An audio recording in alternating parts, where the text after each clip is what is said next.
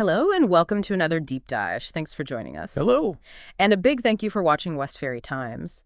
Today, we're diving into something really quite urgent, Mm-hmm. an issue that touches communities right across the UK, knife crime.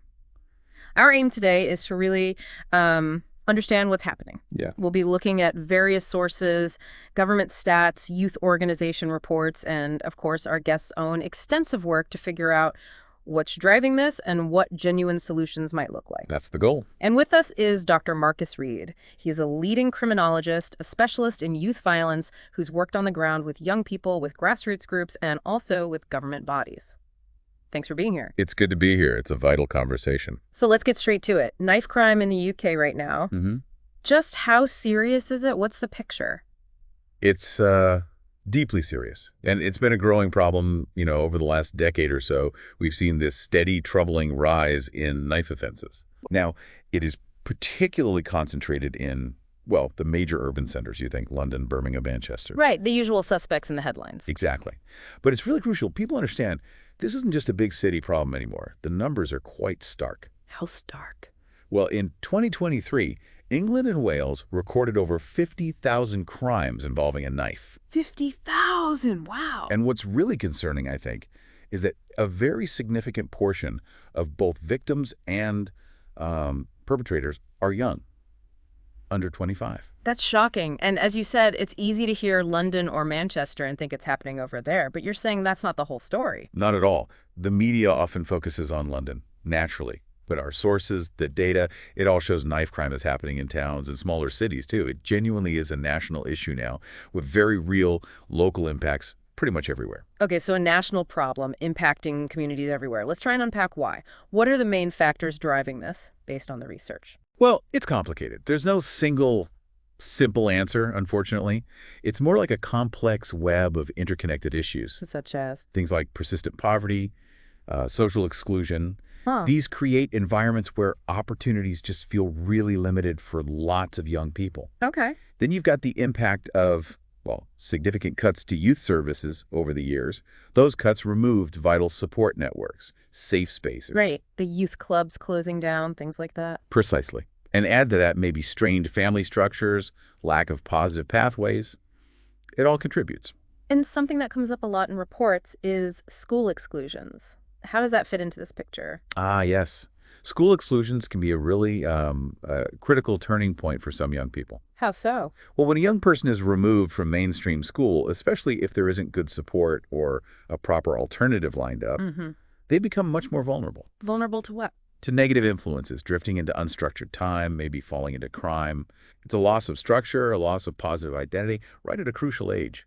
So if you're young facing these issues, maybe feeling like there isn't much of a positive future ahead. Exactly. For some, in that situation, gangs or street groups might seem to offer something.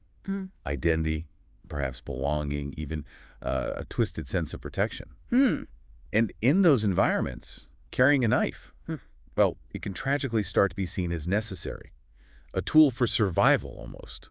A way to feel safe when the world feels dangerous and doesn't seem to offer much else. You've worked directly with young people caught up in this. What do they say? What's their perspective? What you hear again and again is this deep feeling of, well, insecurity, feeling unsafe. Genuinely scared. Yes.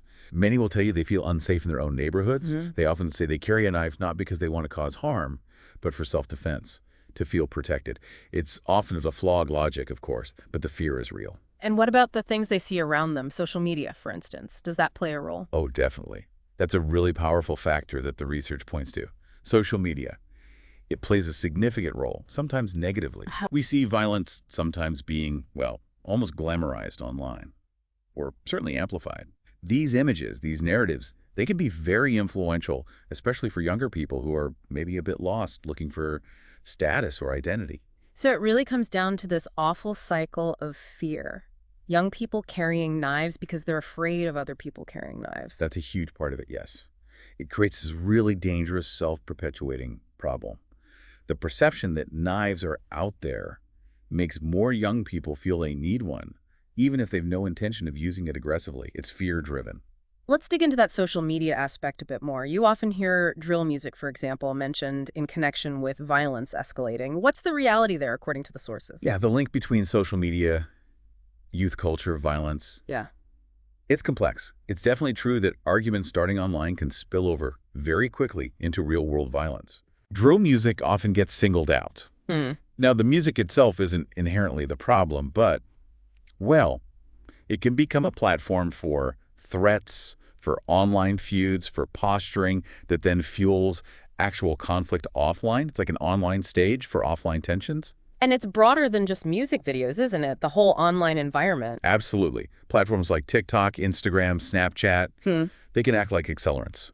Conflicts get broadcast, amplified, reaching huge audiences almost instantly. Yeah. Videos of fights go viral, potentially inciting retaliation or copycat behavior. Yeah. And the anonymity, or perceived anonymity, online can embolden people to say and do things, make threats they might not face to face. Which leads to a pretty critical question. Are the social media companies doing enough about this? Well, based on the evidence we've seen and talking to people working in this field, the general feeling is no, not nearly enough. Mm-hmm. These companies, they have a significant responsibility, I think, to be more proactive. That means getting much better at monitoring and removing harmful content stuff that clearly incites violence or glorifies weapons. Right. And also maybe playing a role in supporting youth outreach, educational campaigns that try to counter those negative online influences. They need to be part of the solution. Let's widen the lens a bit. Correct. What's the impact of all this on the families, on the communities where knife crime is prevalent? It's devastating, utterly devastating. When knife crime takes hold in an area, it creates this pervasive atmosphere of fear. I can only imagine. Parents worry constantly. Are their kids safe going to school, playing outside? The trauma goes way beyond the person directly harmed. Yeah. Siblings, friends, neighbors, the whole community feel it. There's grief, anxiety, a loss of trust, a sense of insecurity that ripples outwards. And it seems, as we touched on, that certain areas are hit harder than others. Tragically, yes. The communities often suffering the most from knife crime are the very same communities already dealing with high levels of, deprivation, marginalization, fewer resources. That's a double burden. Exactly. It creates this vicious cycle. The underlying social and economic problems can contribute to crime, and then the crime itself further harms and destabilizes these already vulnerable communities. Breaking that cycle is key. So what are the authorities doing? What are the official responses we're seeing to try and tackle this? Well, there are various strategies being used. Government has invested in things like violence reduction units or VRUs. What are those? They're essentially multi-agency partnerships, police, health, local authorities, community groups trying to tackle violence by looking at its root causes, more of a public health approach. Okay. Then you have police operations like Operations Sector, which involves things like targeted patrols, weapons sweeps, amnesty bins, and of course the use of stop and search powers. Some schools have introduced knife arches too. But you suggested earlier that just focusing on enforcement, things like stop and search, isn't enough on its own? No, it really isn't. Enforcement absolutely has a role, disrupting activity, getting weapons off the street. But it's not a sustainable long-term fix by itself. We have to address those underlying drivers we talked about. That means a much bigger focus on early intervention, supporting young people before they get drawn into carrying knives. That's where lasting change comes from. Stop and search is always controversial, though, isn't it? What's the consensus on its effectiveness versus the problems it causes? It is. It's a really debated tactic. Look, used properly, based on good intelligence, it can be effective in taking weapons off the streets in specific situations. Right. But the major concern is its disproportionate use, particularly impacting Black and other minority ethnic communities far more often. Yeah, that's well documented. And that erodes trust massively. It damages the relationship between police and communities, making cooperation on crime much harder. For it to be legitimate, it has to be intelligence-led, respectful, transparent, and constantly scrutinized to make sure it's fair. It's a very difficult balance. So if enforcement isn't the silver bullet, what do real effective solutions look like? Where should the focus be? The focus really needs to shift much more towards prevention and support, comprehensive support. What does that mean in practice? It means serious, sustained investment in youth services, good quality youth clubs, sports programs, arts, safe spaces after school, things that give young people positive things to do, positive relationships. Right. Mentorship programs are incredibly valuable, connecting young people with positive adult role models. and crucially, much better access to mental health support. Many young people involved have experienced trauma Right. and alternative education for those struggling in mainstream schools so they don't just fall through the cracks. Ultimately, it's about giving young people a sense of hope, purpose, and real pathways to a positive future. You mentioned organizations doing important work. Are there any specific examples people could look into? Oh, absolutely. There are many fantastic groups out there. People might know. Street doctors, they train young people in emergency first aid, but also educate them about violence, empowering them. That sounds valuable. Then there's Red Thread. They work inside hospital A&E departments. When a young person comes in after being stabbed or assaulted, Red Thread workers are there to engage with them, offer support, try to help them find a way out of that cycle. It's a critical intervention point. Right, at the moment of crisis. Exactly. And the Princess Trust does great work providing education, training, employment opportunities for disadvantaged young people. These groups, and so many others like them, are vital. But they often struggle for consistent funding. They need sustained investment. What about schools? They seem like such a crucial touch point for young people. Absolutely pivotal. Schools need the resources, the funding, to properly identify and support vulnerable students. Not just exclude them. Exactly. Exclusion, as we said, can often make things worse if there's no proper support network. Schools need funding for pastoral care, for counselors, for early help programs. We need more inclusive approaches, maybe more trauma-informed approaches within schools. Creating safe, supportive school environments is fundamental prevention. For people listening now, maybe feeling a bit overwhelmed or helpless about this issue in their own area, what can ordinary people actually do? Is there anything? Yes, definitely. It might feel like a huge problem, but individuals can make a difference. Supporting local youth charities or initiatives, volunteering time, donating if you can, that directly helps. Right. Mentoring a young person can be incredibly rewarding and impactful. Just being aware, being vigilant in your community, reporting concerns about suspicious activity to the police or Crime Stoppers. Right.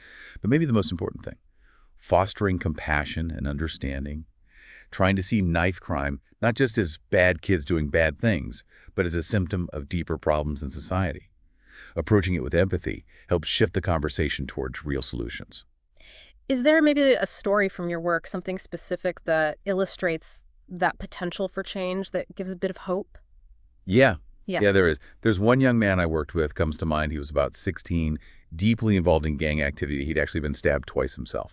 Very distrustful, very hard to reach initially. Understandably. But through persistent outreach from a youth worker, he eventually connected with a mentor, got onto a college course. It wasn't easy. There were setbacks. But with consistent support, someone believing in him, What happened? he turned his life around completely. And the really amazing part, 3 years later, he's now training to be a mentor himself, working with other young people going through similar things he faced. Wow. That's incredible. It just shows. Yeah. It shows that change is possible, that hope, support, opportunity, they can make a profound difference. That really is powerful and a vital reminder. Thank you so much for sharing that and for this whole conversation. It's been incredibly eye-opening. And thank you for the crucial work that you and many others are doing. Thank you for having me. It's important we keep talking about this. And to you, our listeners, it's clear knife crime is complex, its impact is far-reaching, and in some way, it touches all of us. Real change, it seems, starts with understanding, with awareness, and then with action in our communities and beyond.